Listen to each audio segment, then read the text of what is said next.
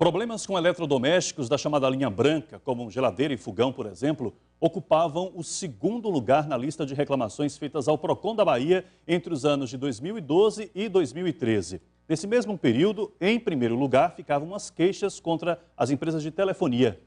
Só no ano passado foram cerca de 1.200 queixas, mais que o dobro em relação a 2012. 63% das queixas relacionadas a eletrodomésticos foram resolvidas em acordos, mas em alguns casos não há conciliação. E o jeito então é apelar para a justiça, como fez dona Anelice, que é uma cozinheira daqui de Salvador, que não deu sorte na compra de um fogão. Um fogão de 4 bocas custou R$ 339.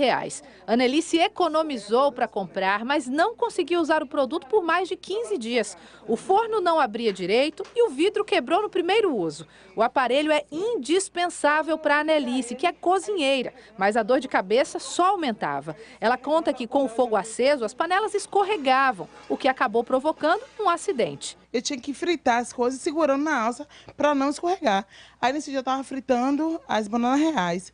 Quando eu liguei o fogo, quando ela virou com óleo com tudo, eu saí gritando. E queimou? Me queimei mesmo a perna. Resultado, a Anelice ficou 7 meses sem trabalhar. Só no começo deste mês ganhou um fogão novo. Presente de uma amiga, porque desde as primeiras reclamações, nem a loja onde o fogão foi comprado, nem o fabricante resolveram o problema. A assistência veio aqui na minha casa, o rapaz trouxe o vidro para colocar, eu disse, eu não quero vidro, vocês coloquem outro, porque eu estou pagando, eu vou pagar a primeira parcela ainda. Aí eu queria um fogão novo. Aí ele fez assim, eu não posso fazer nada. Aí quando ele foi colocar o vidro quebrou na mão dele. Foi quando eu liguei para o meu advogado, falei com ele, aí ele disse, não aceite nada, não assine nada, que a gente vai resolver. O jeito foi entrar na justiça. Segundo o advogado de Anelice, houve até uma audiência de conciliação que terminou sem acordo. A solução demorou um pouco mais, mas olha aí a sentença do juiz. Anelice ganhou a causa. O fogão era utilizado como um instrumento de trabalho dela. E através do defeito apresentado pelo produto, né, foi contra a vida dela, entendeu? Contra a segurança dela. Então isso aí foi levado em consideração, com certeza, na condenação por danos morais perante o fornecedor e o fabricante do produto. Anelice está contente com a decisão e, apesar da dor de cabeça e do prejuízo no trabalho, aprendeu uma lição importante. Se eu não procurasse meu direito, eu estava, né, a ver navio com um problema dentro de casa, né?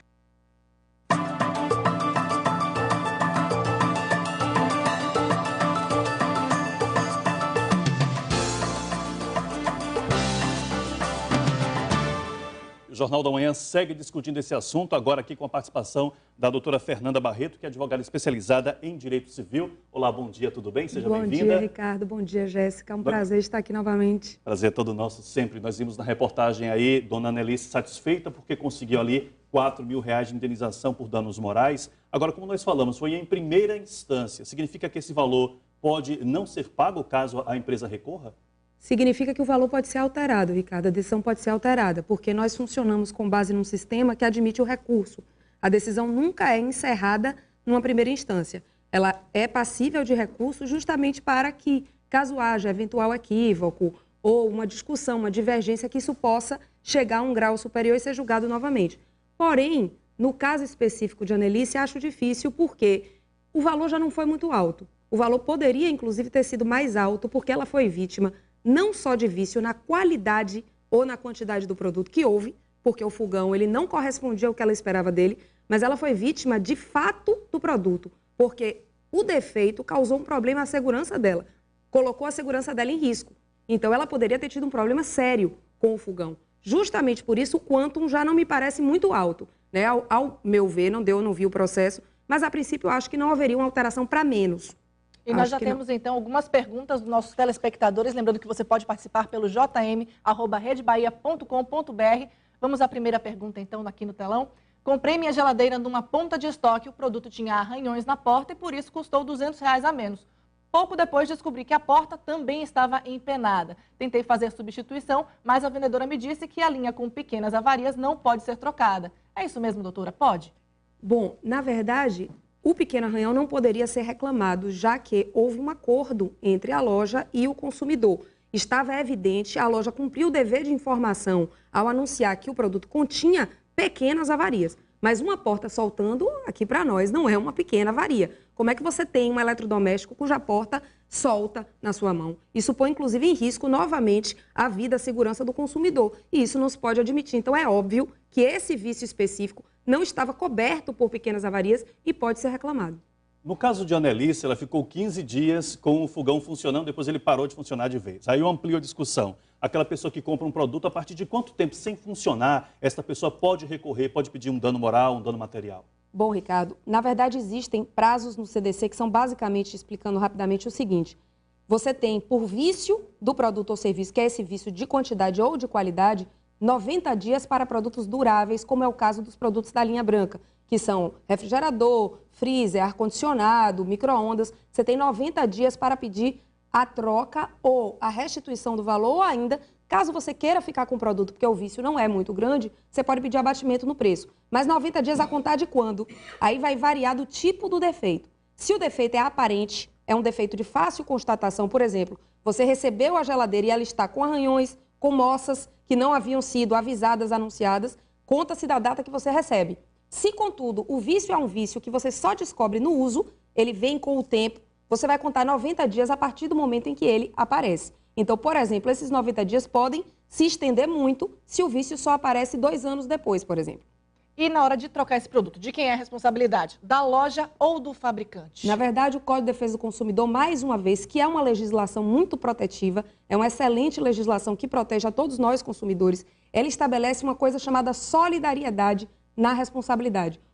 O consumidor tem a vantagem de optar entre a loja ou o fabricante, ou ainda, que é mais raro, ninguém faz, mas poderia fazer, qualquer um envolvido na cadeia produtiva daquele bem. Até o distribuidor, por exemplo, poderia ser acionado, ou pelo valor inteiro ou pelo valor parcial. E aí depois, entre eles que discutam de quem seria a responsabilidade. Mas o consumidor tem a opção de escolher. E não pode ficar desassistido em momento algum, né, doutora? Em momento algum. Mais uma pergunta chegando aqui para a senhora no telão do Jornal da Manhã, vem da internet. Olha, ganhei uma máquina de lavar no sorteio. Na hora da instalação, notei que o produto veio sem a mangueira, sem a tampa e sem o compartimento para colocar sabão em pó. Quando voltei à loja, ouvi o gerente resmungar que eu estava reclamando de barriga cheia.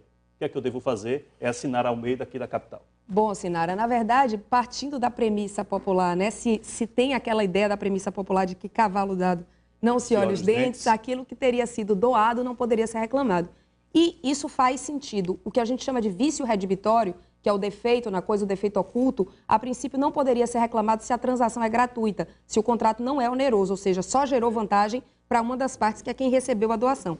Porém, quando você trata de um sorteio, uma situação que é anunciada publicamente, que gera uma expectativa nas partes, é no mínimo lesão à boa-fé entregar um produto com tantos problemas. Se o defeito fosse pequeno, um defeito que não fosse de fácil constatação, mas você entregar um produto com peças faltando, um produto que evidentemente contém uma série de defeitos, isso, ao meu ver, é lesão à boa-fé e dá direito à indenização. Doutora Fernanda, temos mais uma participação de nossos telespectadores. Esse é o Luiz Fernando. Ele diz que comprou uma televisão e com menos de 3 meses ela parou de funcionar. Ele entrou em contato com a loja, com o fabricante, e ele foi orientado a levar para assistência técnica. Já se passaram 15 dias e até o momento não teve nenhum retorno. O que é que ele faz com essa situação se eles não consertarem? Bom, Fernando, meu xará, a loja é verdade. A loja ou o produtor tem um prazo, pelo Código de Defesa do Consumidor, de 30 dias para tentar consertar o produto. É interessante dizer, como no caso de Anelice, que se a loja invoca esse prazo para tentar consertar, ou seja, ela só vai ter que trocar ou restituir o valor ou dar abatimento depois dos 30 dias. Mas durante os 30 dias em que você ficar sem o produto, você pode ser indenizado pelo não uso. No caso da nossa cozinheira, por exemplo, ela trabalhava com o fogão, ela tem o direito de ficar indenizada, de ser indenizada pelo período que ela passou parada, mesmo a loja tendo o direito de troca. No caso de Luiz Fernando, ele tem que esperar mais 15 dias. Eu aconselho a que o consumidor se cubra de todas as formas possíveis, deve ter os protocolos, deve ter tudo por escrito, aquilo que foi dado pela assistência técnica, etc. Porque se em 15 dias eles não resolverem, ele pode invocar, então, o artigo 18 do Código de Defesa do Consumidor com aquelas 3 opções. Vamos a mais uma pergunta, então, chegando aqui, a participação do nosso telespectador no telão. Essa pergunta, vamos ver, ó. Vi uma promoção na internet que dizia 3 pelo preço de 1, isso é comum, né? Sanduicheira, liquidificador e micro-ondas. Quando os produtos chegaram, vi que eram de uma marca diferente da anunciada. Tentei devolvê-los, mas eles não aceitaram. Sou obrigada a ficar com eles? É a Márcia Cristina, também aqui de Salvador. De forma nenhuma, Márcia. Mais uma vez, a relação com o consumidor, ela parte do pressuposto de que o consumidor é vulnerável e precisa ser protegido. Então, o dever de informação e o dever de cumprir aquilo que a oferta publicitária anuncia é um dever que pesa sobre o fornecedor. Ele precisa entregar aquilo que foi prometido. Então, ela tem todo o direito de pedir a troca de acordo com o que foi anunciado. Agora temos mais uma pergunta, só que dessa vez é sobre telefonia, que está em primeiro lugar nas reclamações do PROCON. Perfeito. Ele é o Roberto Tadeu. Ele diz que sofreu cobrança indevida da operadora e após inúmeras contestações ele resolveu pagar para demandar judicialmente contra a operadora. Só que depois disso, eles mandaram uma conta ajustada e após contatos ele não devolve o que ele pagou a mais.